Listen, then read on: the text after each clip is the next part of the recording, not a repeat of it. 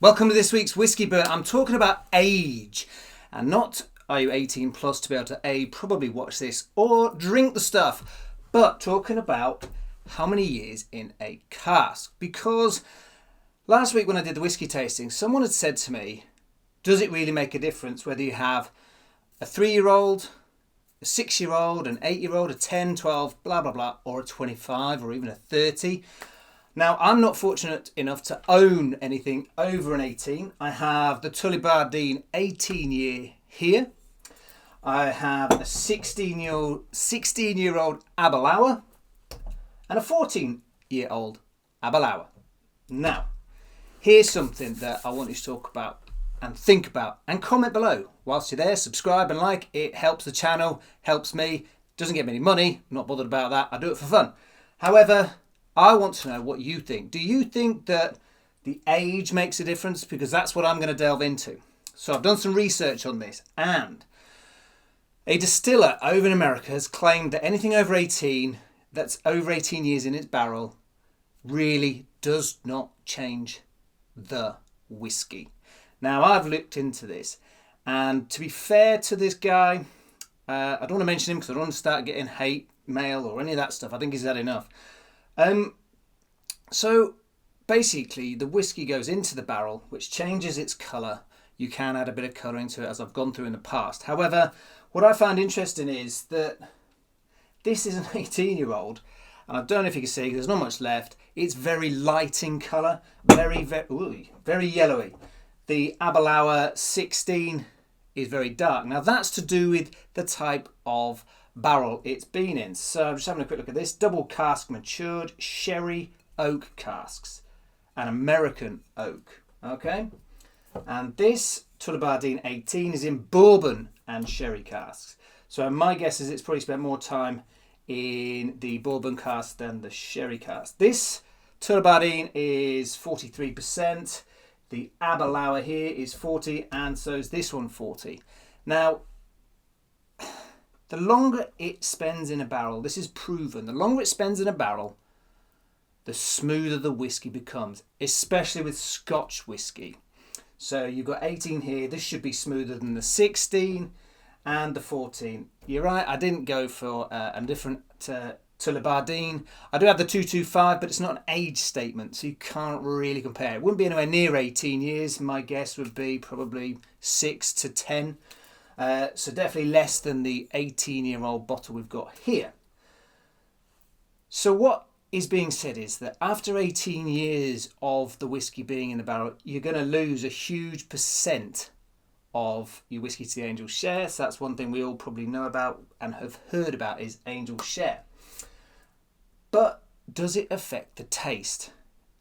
Ultimately, it does affect the taste, and ultimately it does affect the whiskey in its final run, basically leading up to it going into the bottle. So I have the 18 here, and this should be smoother than this, and this should be smoother than this. Is that the case? Well, I put it down to opinion.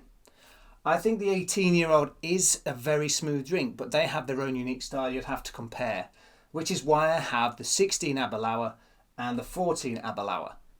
Cut a long story short, I prefer the 14, which is why my bottle's pretty empty, to the 16. My friend, who I do a lot of whiskey tasting with, prefers the 16. This one is American oak and sherry oak, as I mentioned. The 14 is American oak and sherry oak. I think really the only difference is 2 years. But why does this taste nicer than this? Couldn't tell you. It's an odd one. Like, they're just fruitiness and oakness, that says. Balance of sweet blackberry and spice. So there is a difference in there, but it's to do with the way they make it.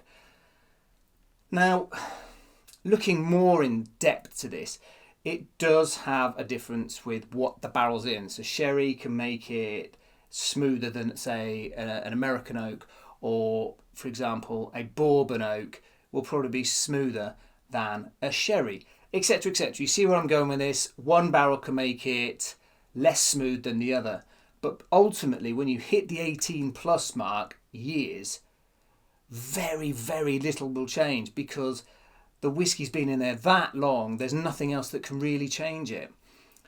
Every whiskey will have the same when you open the barrel to get the whiskey out, to put it into the bottles. Yes, it gets oxidated, it gets more air to it, which, as we've talked about, does change the whiskey. So I'm going to finish this Tullibardine 18-year-old bottle of whiskey just to prove to you and hope. It's been a while since I've had this. There we go. The Tullibardine 18. Not a cheap bottle of whiskey by any stretch. One of my most expensive ones. Couldn't tell you how much it was. If I'm brutally honest, expensive. I got these two for Christmas, and that is in the running for my whiskey of 2025. So, Tullibardine 18. This is, like I say, 43%. Matured in bourbon and sherry casks.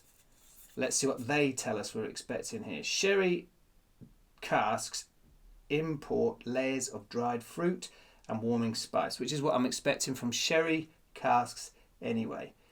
Nose is balanced on the palate of nutmeg, cinnamon and candied ginger. So I'm expecting spice on the nose, hopefully calmed spice. Hint of brown sugar in that, a sweet and spicy finish that mellows for a smooth, buttery finale. I honestly can't remember what it's like. I've had lots of whiskey since. So yeah, spot on that. Absolutely get that kick of spice, that almost blackberry spice, a bit like what I was expecting from the Aberlour 14. Yeah, that is a stunning whiskey.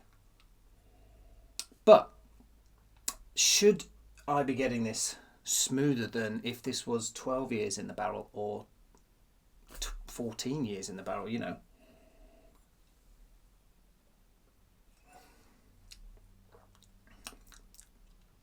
Ooh. It's got the spice that it talks about. A little bit of nutmeg, a bit of cinnamon, but you do get the sweetness going down, and it's quite smooth. It's weird because you get the pa-cha of the pa-cha, that's an official term, of spice on this. However, you get the spice on it, but then you get the smooth, sweet butteriness of the finish. So, and as always, the air absolutely changes this.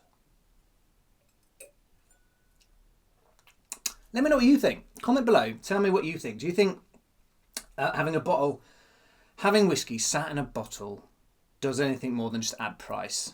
Because let's be honest, if this had 30 years on it, it'd probably be 300 quid or something.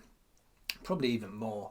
You know, if you go up in age, 18 and there's 14 and 16 and 21 and all these things, if you go up in the age years that whiskey's been in a barrel, is it simply a case of the age goes up, therefore the price has to go up because it's sat there for longer? If that's it, I'm happy to stick with my 12-year-olds, 14 and 16. I don't need to go to the 18s. Yes, it's nice once in a while to try one of these, have something slightly different. Yes, it is. But do you have to? Comment below and let me know. So that's it for this week. Next week I've got a tasting for you because I haven't done one of those in a while. I'll leave it as a surprise for next week. But that's it for this week. So enjoy your whiskey. Let me know what you think. Whether you think age really makes a difference. But that's it for this week. Enjoy your whiskey, and I'll catch you soon. Slán.